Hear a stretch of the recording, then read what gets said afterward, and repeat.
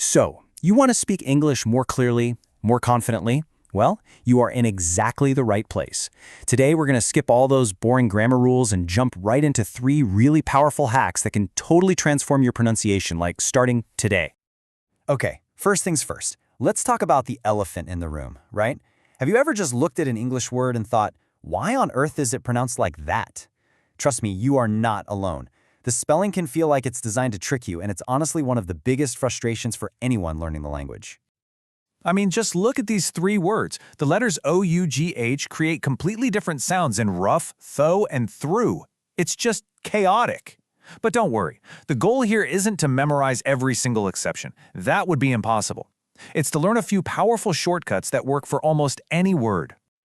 Okay, so our first hack tackles a really common issue, that unnatural rhythm.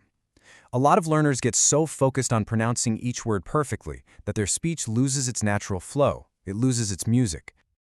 Does this sound familiar to you? You know all the right words, but when you go to speak, it just comes out kind of flat, maybe even a little robotic. This is a super common hurdle, but believe it or not, the fix is surprisingly simple once you know the secret. And here it is, the secret. You need to stop focusing on individual words and start listening for sentence stress. You see, in English, not all words are equal. We emphasize the important words, the content words, and we just kind of glide over the smaller ones. That up and down contrast is what creates the rhythm, the actual music of the language. And check this out. Stress doesn't just create rhythm, it creates meaning. Listen to this sentence. I didn't eat the last cookie. By putting the stress on I, what I'm really saying is that someone else is the guilty one here. But watch what happens when we just move that stress. I didn't eat the last cookie. Now the whole meaning is different, right? Maybe I threw it away or I hid it, but the point is, I didn't eat it. And let's do it one more time. I didn't eat the last cookie. See? Now it means I might have eaten the second to last one, but not the final one. We have the exact same words, but 3 totally different meanings, all controlled just by stress. That right there, that's the power of the music.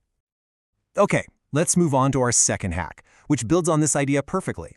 This one is all about going from that choppy, word-by-word way of speaking to a smooth, natural flow. So a lot of us start out speaking word by word, like this. I need to go. And yeah, it's clear, but it definitely sounds robotic. A native speaker, though, would just blend it all together into one fluid sound. I need to go. That smooth connection, that's our goal. The hack for this is called connected speech, and it's really a mental shift. You have to stop thinking about sentences as a chain of separate little words. Instead, I want you to start thinking of them as one long, continuous word, where the end of one word links right into the beginning of the next. You hear this all the time in natural English. Want to just becomes wanna. Going to becomes gonna. Cup of tea becomes cup of tea. And did you becomes didya. Seriously, go ahead and try saying them out loud. You can literally feel how it instantly makes your speech faster and so much more fluid. All right, time for our third and final hack. And honestly, this might be the most important one of them all.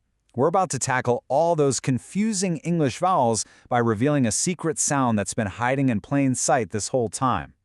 Everyone, meet the schwa. It's that lazy, relaxed, sound. You know, think of the sound you make when you're hesitating. That's it.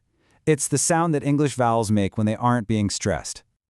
Now here is why this is such a game changer. The schwa is the single most common sound in the entire English language. No joke. If you can master this one little sound, you will instantly improve your pronunciation of thousands of words. It is the ultimate pronunciation shortcut. Now the tricky part is that the schwa can be spelled with any vowel letter. It's the A in about, the E in problem, the I in family, and the U in both support and circus. They all just make that same weak sound. Once you start listening for it, I promise you'll start to hear it absolutely everywhere. So, let's recap. We've covered sentence stress for rhythm, connected speech for flow, and the schwa for accurate vowels. These are basically the 3 pillars of clear pronunciation. So, the big question is, how do you actually start putting all this into practice? Here's a super simple plan for you. First, when you listen to native speakers, actively listen for the music. Which words are they stressing? Second, consciously practice connecting your words together. Third, become a detective and start hunting for that schwa sound. And finally, the most powerful step of all, record yourself speaking and then listen back. You will be amazed at what you notice. At the end of the day, this isn't just about sounding correct. It's about being understood easily so you can speak with real confidence. Always remember this. Confidence comes from clarity. When you know people understand you, you can finally focus on your message, not on your mistakes.